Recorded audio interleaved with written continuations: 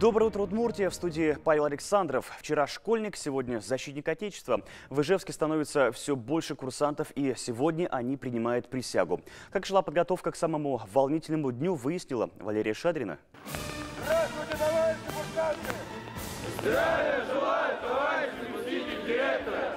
И под проливным дождем своего дела не бросают. Пока маршировку, показательные выступления и речевку они только репетируют, на службу пришли всего месяц назад, но новобранцы уже точно знают, каким должен быть настоящий курсант. Курсант должен быть ответственным, он должен достойно выглядеть, всегда быть по форме, максимально ответственно подходить к учебе, чтобы все, соответственно, задания преподавателей выполнять. Ответственным должен быть за то, что он делает, за свои поступки должен отвечать сам курсант. Здесь больше ответственности за себя, и это самое главное, что в дальнейшей жизни это очень понадобится. Сегодня почти 1500 студентов дадут торжественную клятву. К этому они готовились почти 2 месяца. Каждый день изучали основы службы, проходили строевую подготовку и даже участвовали в полевых выходах. Прошли 27 километров за несколько дней.